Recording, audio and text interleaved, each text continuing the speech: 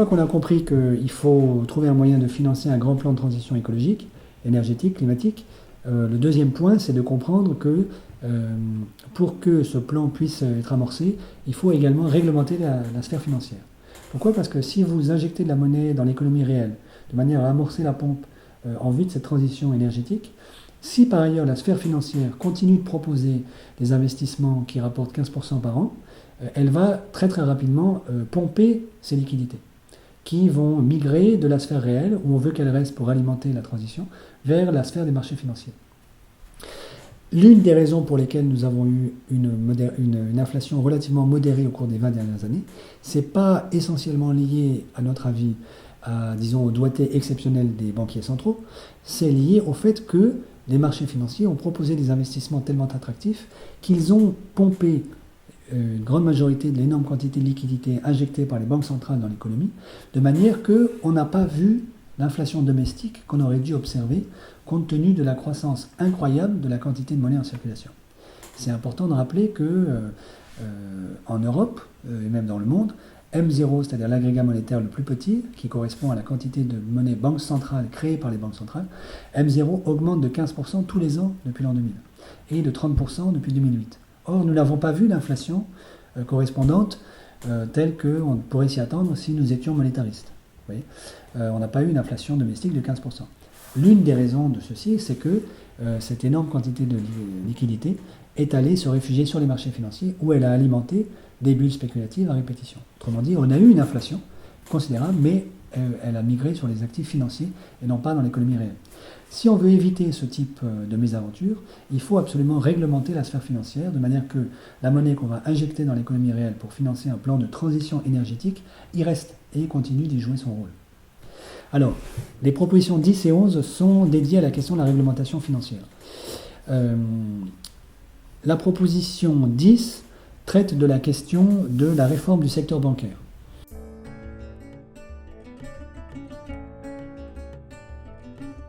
Elle prend position sur le sujet extrêmement débattu de la séparation des métiers bancaires.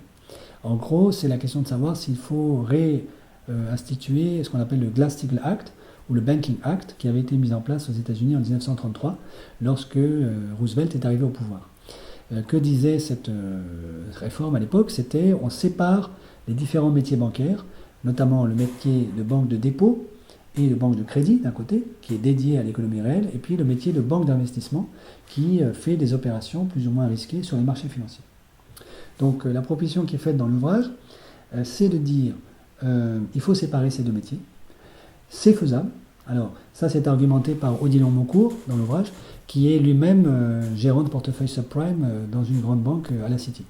Donc, qui a priori sait de quoi il parle. Et ceci est pour contrer un petit peu les arguments d'un certain nombre de banquiers en Europe qui sont très hostiles à la séparation des métiers bancaires et qui essaient de raconter à tout le monde que c'est littéralement impossible de séparer ces différents métiers parce que, vous comprenez, ils sont tellement enchevêtrés l'un dans l'autre qu'on ne sait pas où tracer la limite. En réalité, Odilon Moncourt explique très bien dans l'ouvrage que c'est faisable, et il explique comment. Je crois qu'il est important de comprendre la raison pour laquelle les grandes banques européennes continentales sont très hostiles à cette réforme. C'est que, en particulier les banques françaises, c'est que cette réforme mettrait fin au modèle de la banque universelle que nous avons développé en Europe continentale, et spécialement en France. Essentiellement BNP Paribas, Société Générale et Crédit Agricole.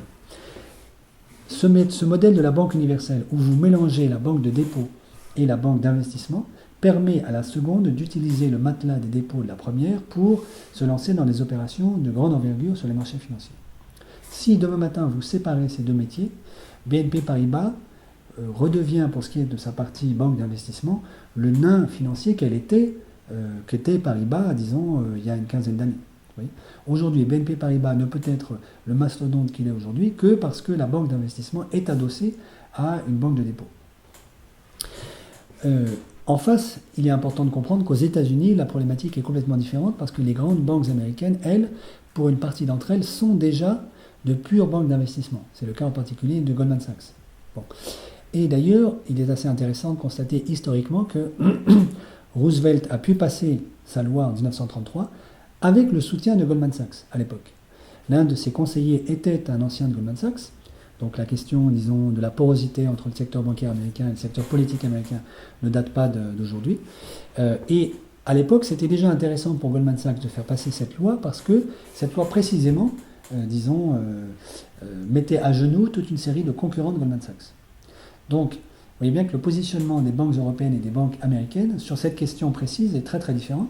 D'une certaine manière, les grandes banques d'investissement américaines, comme Goldman Sachs, se réjouiront du fait que l'on passe une telle loi, puisqu'elle réduira considérablement la puissance de feu d'un certain nombre de concurrents, en particulier de grands concurrents européens, en particulier des grandes banques françaises. Bon.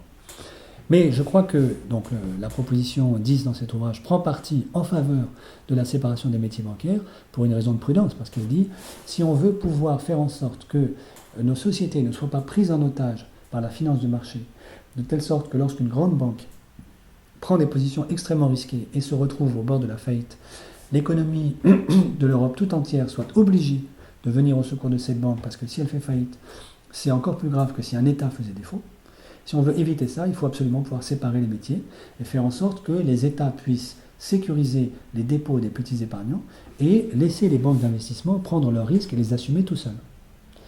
La continuation logique de cette prise de position, c'est de dire, en réalité, le top management des banques d'investissement devrait être solidairement responsable sur les prises de position risquées des banques d'investissement.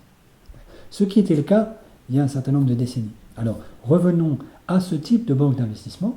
Si de riches épargnants ont envie de jouer au casino des marchés financiers, c'est leur problème. Mais ils ne mettent pas en péril la totalité de la société au motif qu'ils aiment jouer.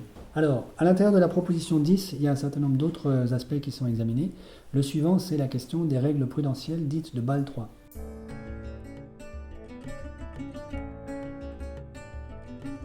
Alors, c'est un sujet technique pour dire les choses de manière très simple. Le régulateur, à la lumière du grand crack de 2008, a demandé que les banques européennes répondent à de nouveaux critères relatifs notamment au ratio entre les capitaux propres de la banque et le volume des crédits, le montant des crédits qu'elles peuvent accorder. En fait, donc, le régulateur s'est montré prudent et a demandé que les banques aient davantage de capitaux propres à volume de crédit constant. La réponse des banques aujourd'hui, en 2012, c'est de dire attention, si vous mettez en œuvre Bâle III aujourd'hui, une bonne partie d'entre nous sera au bord de la faillite parce que nous n'avons pas les moyens, ou ce sera très très difficile pour nous, de nous recapitaliser suffisamment pour satisfaire aux critères de Bâle III. Sauf à renoncer à accorder des crédits à l'économie réelle. Alors, à ceci, donc la proposition 10 de notre ouvrage répond de toutes les manières, dès aujourd'hui, avant même la mise en œuvre de Bâle III, la plupart des banques ont déjà cessé de remplir leur rôle de source de crédit pour l'économie réelle. Donc ne nous racontons pas que c'est à cause de Bâle III. En réalité, dès aujourd'hui, elles ne le font plus pour la plupart d'entre elles. Ensuite, il faut être prudent.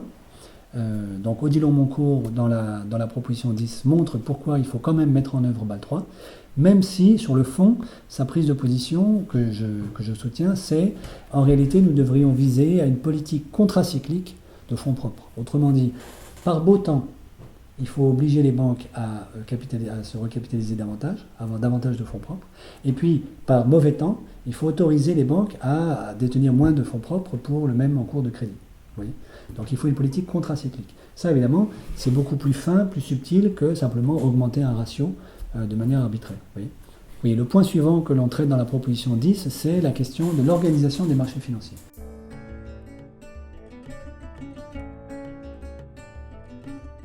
En réalité, vous avez deux grandes familles de marchés financiers. Vous avez les marchés financiers qui sont organisés autour d'une chambre de compensation, c'est-à-dire d'un organisme qui centralise l'offre et la demande, qui demande aux intervenants de déclarer leur identité et de proposer à la vente ou à l'achat des actifs relativement standardisés.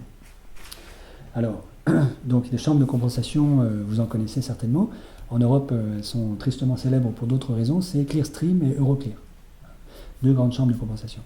Alors, ce que fait une chambre de compensation également, c'est que pour chaque transaction, elle prélève un tout petit montant de la transaction qu'elle met de côté et qui sert de dépôt pour financer le remboursement d'une contrepartie au cas où un investisseur ferait faillite.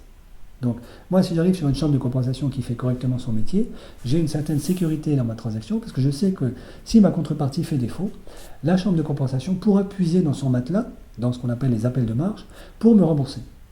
Voilà. Alors, La deuxième grande famille de marchés financiers, c'est les marchés qui n'ont pas de chambre de compensation, qui sont ce qu'on appelle les marchés de gré à gré ou des marchés OTC en anglais, over the counter. Aujourd'hui en Europe, la moitié au moins des transactions financières sont réalisées sur des marchés OTC. Pourquoi nos amis financiers aiment-ils tant les marchés OTC? D'abord parce que du coup, le régulateur ne sait pas exactement ce qui se vend et ce qui s'achète sur ces marchés. Ils jouissent d'une certaine opacité.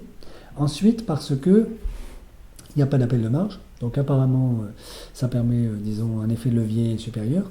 Et surtout parce qu'il n'y a pas d'organisme centralisateur pour exiger une standardisation des produits financiers. Donc, sur un marché OTC, vous pouvez faire, disons, du sur-mesure pour le financement complexe via des produits structurés. Donc ça, c'est l'argument essentiel de la part de nos amis banquiers pour justifier le développement de la finance de marché OTC, ou de gré à gré. La réponse que nous y apportons dans la proposition 10, c'est de dire, certes, c'est la porte ouverte à une grande créativité, une grande imagination dans la construction de produits structurés, mais dans la mesure où l'utilité sociale d'une grande partie de ces produits structurés financiers complexes n'est pas du tout démontrée, dans la mesure même où on a des bonnes raisons de penser qu'une bonne partie de ces produits structurés ne sont pas du tout utiles socialement, il serait tout à fait préférable, au contraire, d'imposer des chambres de compensation sur la plupart des marchés d'actifs dérivés, de manière à obliger les investisseurs, enfin ceux qui créent les originateurs de produits financiers, à standardiser leurs produits, de manière que le régulateur puisse avoir un droit de regard sur ce qui se vend et ce qui s'achète sur un marché financier, et de manière qu'on puisse sécuriser les transactions grâce aux appels de marge de la chambre de compensation. Nous allons même un tout petit peu plus loin en disant qu'il faudrait très vraisemblablement que ces chambres de compensation soient elles-mêmes placées sous tutelle publique. Pourquoi? Parce que, notamment depuis la directive MIF, la fameuse directive de la Commission européenne votée en 2004 et entrée en vigueur en 2007, nous avons en Europe instauré une concurrence entre places de marché. Donc une concurrence entre les chambres de compensation qui, du coup, sont incitées à faire les appels de marge les plus faibles possibles, de manière à être les plus attractifs possibles. Voilà. Ce qui est évidemment une hérésie si on veut sécuriser les transactions financières. Donc il faut pour cela donner comme financement aux chambres de compensation un financement partiellement public et un financement lié à une taxe prélevée sur les investisseurs privés. Au passage, on voit bien que la question de l'imposition de chambres de compensation est étroitement liée à la question de la taxe Tobin, la taxe sur les transactions financières, dont nous discutons dans la proposition 17, puisque une fois que vous avez un marché compensé, il est extrêmement facile d'y mettre une taxe. Il suffit d'augmenter, disons, l'appel de marge de la chambre de compensation et d'autoriser la puissance publique à prélever cet appel de marge. Donc des taxes sur les transactions, il en existe déjà, en réalité, beaucoup, qui sont infimes, sont les appels de marge. Il suffit de les augmenter un tout petit peu et de prélever ces recettes sous forme fiscale.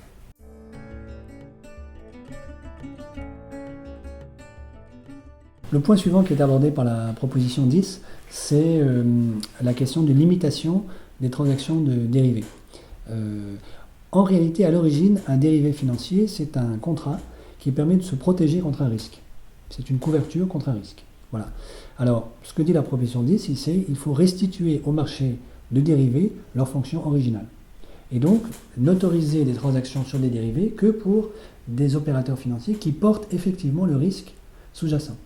Par exemple, je suis détenteur d'obligations publiques grecques, je crains que la Grèce ne fasse défaut sur sa dette publique, donc je cours un risque de défaut sur la dette grecque. Alors, je peux légitimement vouloir me couvrir contre ce risque et pour cela acheter ce qu'on appelle des CDS, des Credit Default Swap, sur les marchés américains, sur les marchés européens, OTC pour la plupart. Alors, ce que dit la proposition 10, c'est légitime, à condition que je porte effectivement des titres de dette publique grecque. Si je n'ai pas moi-même de titre de dette publique grecque, alors je ne suis pas légitime à acheter de la protection sur un risque que je ne cours pas.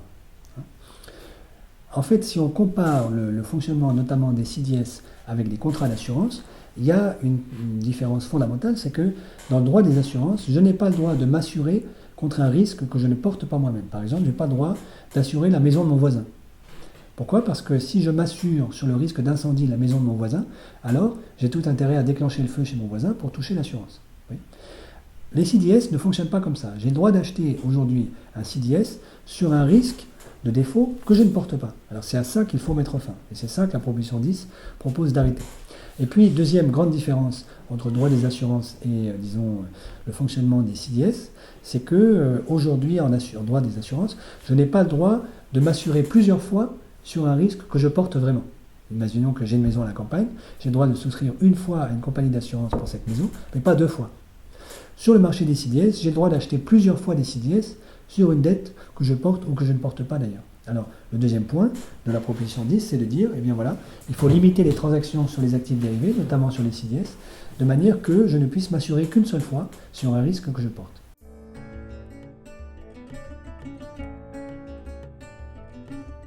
Alors, la difficulté énorme des CDS en Europe, c'est que 80% des transactions de CDS en Europe sont effectuées sur les marchés OTC, les marchés de gré à gré, sur lesquels il y a une très grande opacité. Donc, personne ne sait exactement qui aujourd'hui est détenteur de CDS, qui est vendeur de CDS, et c'est l'une des raisons pour lesquelles la résolution de la crise des dettes publiques en Europe est si compliquée. Parce que vous avez un certain nombre d'analystes qui disent, voilà, le plus simple, ce serait d'autoriser, enfin de mettre en œuvre une restructuration de la dette grecque. Et puis, après tout, pourquoi pas ensuite une restructuration de la dette irlandaise, de la dette espagnole, portugaise, italienne. Bon. La difficulté, c'est que, comme on ne sait pas exactement qui est vendeur ou acheteur de CDS, on ne sait pas exactement qui va devoir payer l'assurance en cas de défaut grec et qui va pouvoir la toucher.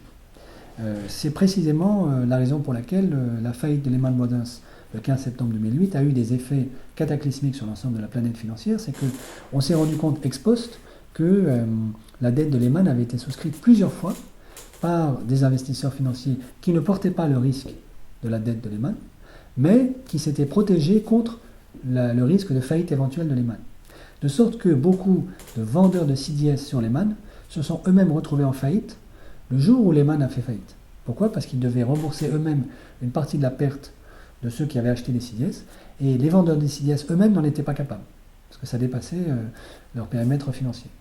Aujourd'hui, si on organisait un défaut massif de la Grèce, on ne sait pas exactement qui se retrouverait en faillite, pas seulement du côté de ceux qui détiennent effectivement de la dette grecque, mais également du côté de ceux qui ont vendu des CDS sur la Grèce, par exemple en 2001. En 2001, Goldman Sachs était probablement la seule institution au monde à savoir, avec le trésor athénien, que les comptes publics grecs avaient été falsifiés. Et il est possible que Goldman Sachs ait acheté des CDS en 2001 à d'autres, opérateurs financiers qui, en toute bonne foi, ont vendu des CDS sans savoir que les comptes publics grecs étaient maquillés. Et donc, ils se sont dit, la Grèce vient d'entrer dans la zone euro, elle est sûre, je vends des CDS pour pas cher. Donc Goldman, sachant que, puisque Goldman avait participé elle-même aux transactions financières qui ont permis de donner l'illusion que la Grèce satisfaisait aux critères de Maastricht pour son entrée dans la zone euro en 2001, Goldman a pu acheter, je ne sais pas si elle l'a fait, mais Goldman a pu acheter en 2001, en 2002, en 2003 des CDS très bon marché à des opérateurs financiers qui, de toute bonne foi, n'avaient aucune idée de l'étendue du désastre grec à l'époque.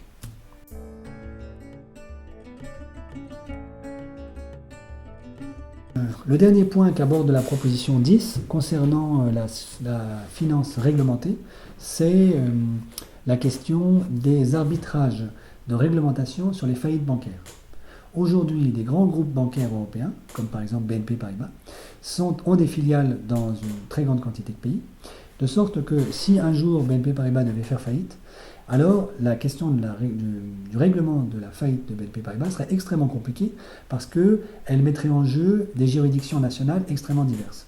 Alors ce que dit la proposition 10, c'est que le régulateur bancaire doit pouvoir exiger de chacune des grandes banques européennes un plan de règlement de sa faillite, pour le cas où elle ferait faillite, qui tienne compte des différentes juridictions des différents pays où elle possède des filiales, de manière qu'on sache à l'avance comment on va régler le problème de la faillite d'une banque. C'est, disons, l'absence de ce type de plan aujourd'hui qui fait que nous ne sommes absolument pas préparés à des grandes faillites bancaires et que nous n'avons anticipé ni celle de Dexia, ni celle de Groupama, etc.